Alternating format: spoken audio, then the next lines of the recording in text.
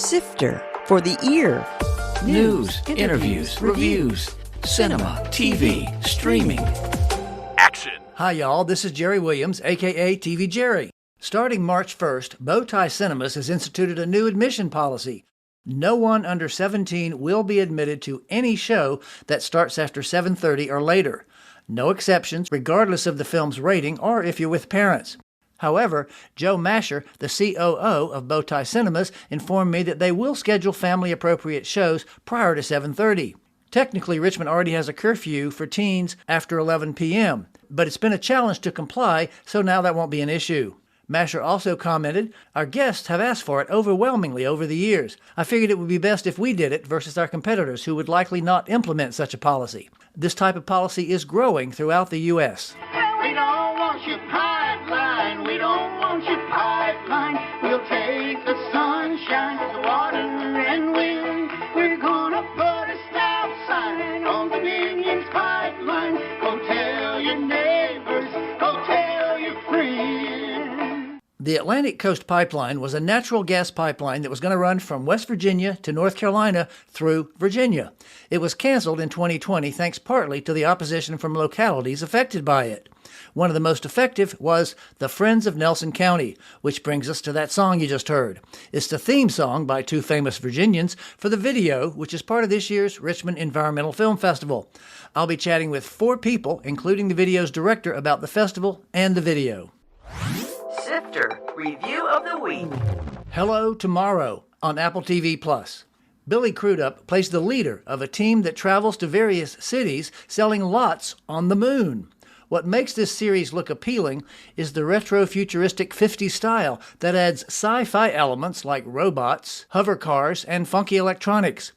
These glimpses are cool, but once the novelty wears off, this turns into a more traditional narrative. The wisecrack interactions of the sales team provide a smidge of humor and mildly entertaining fun characters, but Crudup's character's obsession with a young new sales trainee dominates the drama. Despite his effective portrayal, this show starts with promise, but mostly abandons its cool factor for more traditional fare. This review is based on the first 4 episodes, but there are hints about secrets yet to be revealed in the remaining 6 shows. I gave Hello Tomorrow 3 out of 5 stars. Welcome to Sifter. Before we get started with some questions about the festival and the documentary, why don't you each introduce yourselves and tell us how you involved in the festival and or the documentary? Why don't you each introduce yourselves and tell us what you did on the project, and then we'll start asking you some questions. Woody, why don't you start? You're all the way in Hawaii. You took a moment out to come back from surfing. Snorkeling, not surfing. I live in Nelson County, Virginia, and I've lived there since 1972. We got there in the wake of Hurricane Camille, which had devastated the county. After a stint as a reporter for the local newspaper and then the Daily Progress covering the State House and so on, I was offered a job at the University of Lynchburg. Then it was called Lynchburg College, and I became part of the Communication Studies program there, teaching journalism, video production, and things of that nature. I've always had an interest in environmental issues, so some of my work as a documentarian has been in that area. Keith, you got the special T-shirt on for us that they can't see because it's audio, but what does it say? No pipeline. What's that about? And why are you on here, Keith? Keith Elliott is the full name. That's about Woody's film, documenting Atlantic Coast Pipeline out in Nelson County and efforts by Dominion to get it through unsuccessfully, thank goodness. What's your involvement in the project, Keith? In this project, I'm the co-chair of the Richmond Environmental Film Festival Film Selection Committee. Aha. In that project, I own land in Nelson, so was very involved in protests and such. Now let's switch over to Sally Chambers, who is in Florida. Not quite as exotic as Hawaii, but still not in Richmond. This is my second year of being involved with the Richmond Environmental Film Festival. And last year I helped out with the film selection committee, and this year had the opportunity to do that again and now to co-chair it with Keith. And Gil, Sigmund, tell us what your relationship is here. I've been involved with the festival for 7 or 8 years, including president for the last 3 years. So as president, I have a chance to help the organization be available to people such as Sally and Keith so that they can, do their part to bring the festival to the community. There are going to be, of course, a number of films at the festival, including Wildcat, which I actually have interviewed the two filmmakers of that, the local Richmonders, on the podcast a couple weeks ago. And you've got some other films, and they'll all be listed on the website, tvjerry.com. But we're going to talk specifically about the one that I've had a chance to see in advance called Friends of Nelson, Lessons Learned. What's the basic premise of that? Friends of Nelson was one of the first communities to organize against the Atlantic Coast Pipeline in 2014. We started looking for grant money, and we received a grant for water testing so that we could help property owners along the path of the pipeline to test their water both before construction started and then after construction was underway to see if it was having an adverse impact on their water. When Dominion pulled the plug in 2020, we offered the money back to the foundation that had given us that grant. And they said, well, why don't you think of something you can do with it? And we proposed to do a video on lessons learned directed at other communities and I was going to call it a pamphlet. It's 78 pages. I don't know if that fits pamphlet. But, that's a book. That's a novella. Yeah, it is. 78 pages of much more detail than I could go into in a 1-hour video on how Friends of Nelson organized and how it worked at the neighborhood level, at the county-wide level, and what worked and what didn't work, and offers advice, particularly in the area of legal strategies and organizational work. Actually, Keith and I go way back. He was an intern for me at Richmond Public Schools when I was producing video there. I don't know, what year was that, Keith? 80-something? Oh, must have been. I can't remember the year exactly. We both had all our hair back then. So. The reason I bring that up is because I worked for Richmond Schools for 10 years producing videos, and I watched this, and it's not really a documentary. It's more like an educational video broken into 5 parts, so they're like 5 different lessons. There were minimal production values behind this, as I'm sure you know, Woody. There's not really a lot of lighting. There's no real graphics. It's pretty much just people sitting in a room talking. So what was the process in putting that together? We had something like 28 hours of interviews to go through. And in reviewing them, as you know, that's what a producer does. And I was taken by how educated and smart people had made themselves about the pipeline. And I made a deliberate decision not to make it flashy. You can flash up a documentary, and I've done those. But I wanted people to concentrate on what these people were saying. So you're right, it's an educational video, not an entertainment video. Did you try to get anybody from Dominion to talk at all? Or I imagine they said no, but was there even an effort made? That was a deliberate choice on our part. We weren't doing this to give Dominion its say. We were doing this to teach other communities about how Dominion acted and how we in the community responded. And by the way, we weren't the only ones doing this. There were 12 regional organizations that were part of ABRA, the Appalachian Blue Ridge Alliance.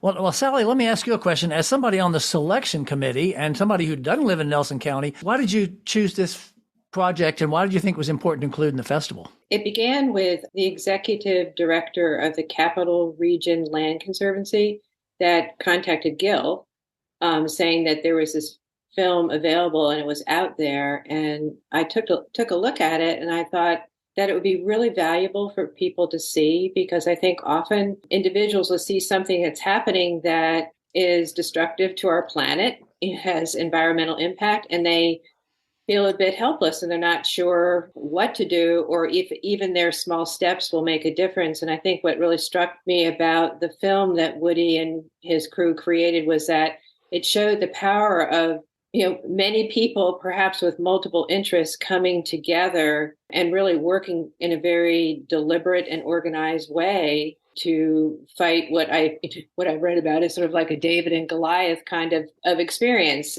I thought, wow, this would be really great for people to see who really want to make a difference, but aren't really sure how to make a difference. So Gil, this is a 5-parter. Are you going to show this in one piece on the night at the festival, or are you going to break it up? That's our plan, to show it through, like other feature films that we have, yes. I haven't mentioned it yet, and I'm going to play a little cut from it now. In the mail says Dominion's coming through, and they want us to think there's nothing we can do. Hard to believe, but we found out it's true. They want to build a 42-inch pipeline. The song, that Woody Guthrie-esque theme song. What's the story behind who wrote that and how did you get it recorded and all that kind of stuff? Robin and Linda Williams, who you may know from NPR and the Prairie Home Companion, right, who live in Virginia, volunteered to write that song. They wrote it early on when they found out about the pipeline. There were at least 4 other songs written about the pipeline, too. Wow. Keith, why don't you tell us about one or two of the other films that are coming that people might find interesting? Well, one of the films that I'm really excited about last year seeing at the DC Environmental Film Festival was Forest for the Trees. And it was kind of a unique film, I thought, about environmental films because it was really focused on tree planters in Canada, renewing clear-cut areas. But it was really focused on these community of individuals that would come together for a certain amount of time. And it was extremely physically hard work, but they also had this collective community of support. And they all came with things that were struggles for them, whether it was mental health or substance abuse or trauma history. Through this physical work of renewing the environment and in this community, they really were helping to heal themselves. Well, that's interesting because I mentioned Wildcat, which you're showing, which is a similar subject because it's an Afghan war vet who came back and did that, obviously, with the ocelots. So there's 2 of those. Right. Yeah, right. And the director of this, Rita Lessner, she was a 10-year veteran of this program of tree planting, and she then became a photography war correspondent for 20 years in Afghanistan and Iraq. And she said she was often asked, what prepared you for this life? And she said, tree planting. Wow. And wow. She came back here and spent 5 years making this film and a photography book and things like that about this project. Now, Gil, since you've been involved the longest, why was the festival created in the first place and what's the history of it? Roots go back to the Sierra Club. So several of the founders of that, Tamara Smith and Scott Berger, are still involved with the festival in our 13th year. Our mission is an educational mission. That's why the film we were just talking about, it serves our purpose to educate people. That's why this particular film is valuable because it shows how to successfully mount a campaign in that kind of battle. Do you know any way to identify or earmark or know that the festival makes a difference, either with the people who come to see it or after they've seen something, they go out and do something other than just people coming to see the movies? Do you think the festival has an effect? Well, we have attendance of several thousand people attend each year. Whenever we send out a mailing campaign, 80% of the people who get the email open it up. And that's a significant indication that people want to follow these issues. And of course, our volunteers, every year we have new people coming to us because they're interested in having a personal hand in shaping things. Great. And by the way, if you're still looking for volunteers, I will put a link on the webpage, too, that people can contact you before the festival. Jerry. Yes. Jerry, can I make a comment? Because I came to the festival for many years before I became involved. Right. And I'd come across films that were really spoke to me and pass them on to people, in DVDs or streaming or whatever else, because it was important to me. I thought these were great films for people to see. So that's why I even joined this year. Sally, how about you? I feel that the process of education, is really key. My background is as an educator. So I feel like the educational piece is really important for people in our community. We were really excited when we had a much younger person join our committee and to have her perspective and what would be effective and appealing to an audience. The more people we can get on board, first of all, to be aware and then to begin talking about issues and then to talk about small steps that they may want to take personally. I think that's the best thing for Mother Earth. Well, now that brings up an interesting point. You said lucky to have somebody who's a little younger. Obviously, you would think the young people would be the most concerned because they're the ones that have to face our planet in the future. Do you see a younger audience coming to the festival, Gil, or anybody over the years? Or is it still more people who are more in the activist phase of their life and maybe 50 and over? I would say that there's a real young segment attending the festival. The volunteers that run it, though, are people who have more time and tend to be, empty nesters kind of people. So right. Young people don't have the time to do these sorts of events, but they certainly, as exactly as you say, feel climate change and the climate crisis is important in their lifetime. So Woody, I want to ask you, did the documentary make a difference? Or has it yet? I know if you want other people to watch it so they can use it in their community, but have you seen it making a difference yet? I think it is making a difference, and we have gotten feedback from people who have seen it and organizations that would like to see or want and have downloaded the written piece of work. Keith, you own property. It wasn't in the easement. Were you involved at all in the protest or in the attempts to stop it? Yes. And the protest here in Richmond and writing letters to FERC and the water control issues and, legislature. Yeah, as much as I could do here from a distance. So the festival is coming up soon. Sally, why don't you give us some of the when, where, and how? The festival will open on March 10th. And as you have talked about in a previous podcast, that will be Wildcat shown at the Science Museum of Virginia. And we're excited about that for so many reasons, including the fact that we have local filmmakers who created the film Wildcat.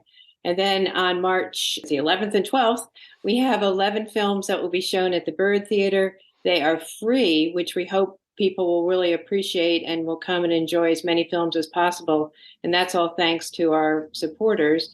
And then the following week through the 21st at different sites around the city of Richmond, our Festival of Many will take place where our partners are showing films in their settings. And there will be a film each evening through the 21st. About that Saturday, March 11th, the first part of the day is really kind of family-focused films. And one of the ones I'm real excited about showing on the big screen is David Attenborough's film, A Life on Our Planet. And on the big screen, it's just an incredibly beautiful film. And also, you get this perspective of 96 years exploring the Earth, which I think is invaluable for kids to hear. My last question was going to be, what are you watching? But I just have to mention, since you just mentioned Attenborough, have y'all seen Conk on Earth yet? I know about it, but no. What have you seen? It's hilarious, isn't it? It's great. Yeah, it's a wonderful takeoff on those classic documentaries, and it's very funny. So, Gil, since this is all free, where are you getting the money to do this? Are you just that rich? An important part of the festival is for us to show that the climate crisis is something that we all need to work together to address. This is not one group or the other. So it's important to us to have many, many sponsors. And so, it's like-minded organizations, businesses, they give us donations. Okay. And there's also individuals give us donations who believe in this. It shows it's a small festival, but we have many supporters. That's good. So speaking of Conk on Earth, what are y'all watching? It doesn't have to be environmental, doesn't have to be a documentary, but when you got time to just chill at home, why don't y'all round robin and tell us what you're watching? Anything by David Attenborough that's on Smithsonian Channel or National Geographic Channel or PBS, that's what I watch. You're so predictable, Woody. Sally, how about you? Oh, let's see. Well, we just finished watching a series which I found hilarious and full of dark humor, and that is Bad Sisters. Oh, that's great too. Yeah. And now they're doing a second season of that, believe it or not. Oh, I can't wait. Keith? Apple TV, the series Pacino about the Korean family, 4 generations, really beautifully done. Couldn't get through 2 episodes. Oh, really? Yeah. We really liked it a lot. And there's going to be a season 2. Oh, okay, good. Well, I'll be sure not to watch that one either. Well, I'm glad you liked it. Gil, what about you? Yeah, I've been watching The Crown and rewatching it. Saw it, bought the series, and watched it again. Oh, goodness. You're a real fan of it. Okay, great. I want to thank you all for taking some time on your Saturday from Florida and Hawaii and here in Richmond to talk about the Richmond, Virginia Environmental Film Festival. And we will have, like I mentioned, we'll have full information on the website. People can check out the links and all that. So I want to thank you all very much and wish you good luck with the festival. All right. Thank you, Jerry. Thank you, Jerry. Thanks. Thank you. I've been talking with 4 people who are involved in this year's Richmond Environmental Film Festival and the video about Nelson County's opposition to the Atlantic Coast Pipeline. They were the video's director, Woody Greenberg, president of the festival, Gil Sigmund, and 2 members of the selection committee, Sally Chambers and Keith Elliott. There are links to the festival and the video on the webpage for this show at TV Jerry. Coming soon. In theaters. Creed 3. Michael B. Jordan returns in the title role with Jonathan Majors as his childhood friend and now opponent. Operation Fortune, Ruse de Guerre. Director Guy Ritchie again teams up with Jason Statham, who's trying to take down a billionaire arms dealer, Hugh Grant, with his favorite movie star, Josh Hartnett. Children of the Corn. This is the 11th installment in the classic series about deadly children. TV and streaming.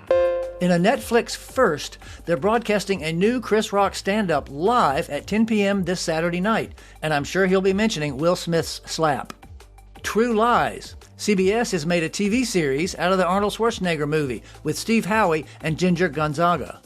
Daisy Jones and the Six on Amazon. It stars Riley Keough and is shot documentary style, tracing the rise and fall of a fictional 70s rock band. Sex Life is back for season 2 on Netflix.